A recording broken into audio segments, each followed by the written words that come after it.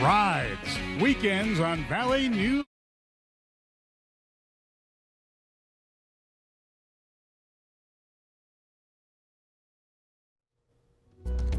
All right, welcome back to Valley News Live, where just take a look at that sky up in Grand Forks with the setting sun there, giving some nice pinks and even some purples up there, and the flags are blowing pretty well as that wind is blowing at about 10 to 15 miles an hour up there. Here in Fargo, we're seeing those clear skies, but more and more clouds are making their way into our area.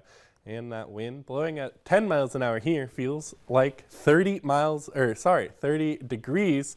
And across the river in Moorhead, it's 37 there. And those warm temperatures are pretty common across the area. We're seeing most folks sitting right around 40 degrees, though most are a little cooler. Fergus Falls sitting at 36 degrees, Oaks at 39.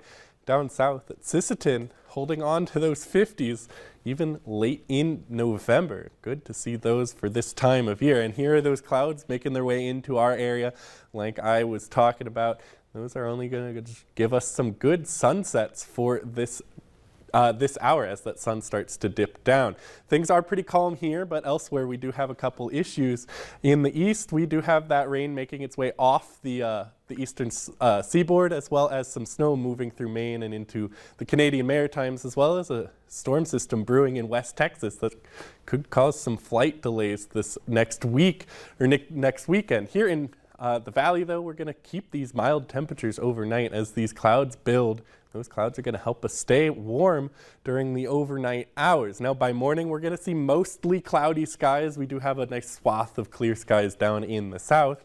That's why those temperatures down there are a little bit cooler. Fergus Falls at 28 degrees. Those clear skies allow that heat to escape, as opposed to those cloudy skies kind of act as a blanket. Now, once that sun rises, those clouds help keep things cool, and that northern wind is going to bring some cooler air our way. And during the morning hours, we could see this swath of rain move through Lake of the Woods County, give some sprinkles for folks up there. But by lunchtime, that should be out of the way, and temperatures will be pretty similar to today, mostly in those mid to upper 30s and some 40s up on the board as well. By dinner time, we'll see that wind back off just a little bit with breeze of about 10 to 20 miles an hour, pretty similar to today out of the north. And as we move through the evening hours, those clouds will continue making their way south. So those in the Devil's Lake Basin could see some nice clear skies for that moon tomorrow night.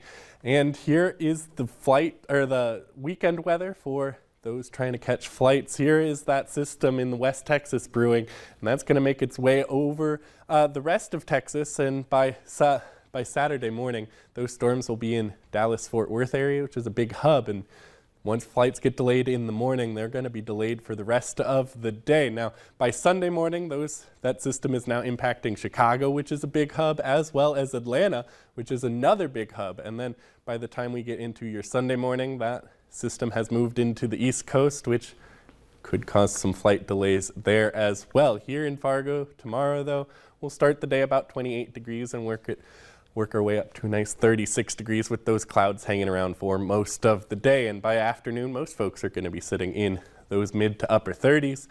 And we have another Thanksgiving survivor here from Bruce. Thank you for that photo. That's a lovely picture of that bird. And this next week is going to be pretty calm for at least this next weekend, but by Monday, we have some chances for some snow, and that snow will linger on into Tuesday before those temperatures plummet back into the teens and single digits as you wake up on Thursday morning.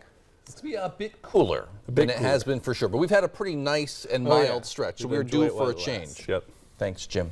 Hey, good news for skiers. Today is opening day at Detroit Mountain, east of Detroit Lakes, and we have video. That's good news, too. Look at this. Lift hours are from 10 till 6 today, tomorrow, and Sunday. The tubing area remains closed as snowmaking continues there. We'll hear from skiers at Detroit Mountain hitting the slopes today, coming up at Valley News Live at 9 and 10. Still ahead on Valley News Live at 5, more video. How small businesses are preparing for their busiest day of the year. Small Business Saturday tomorrow.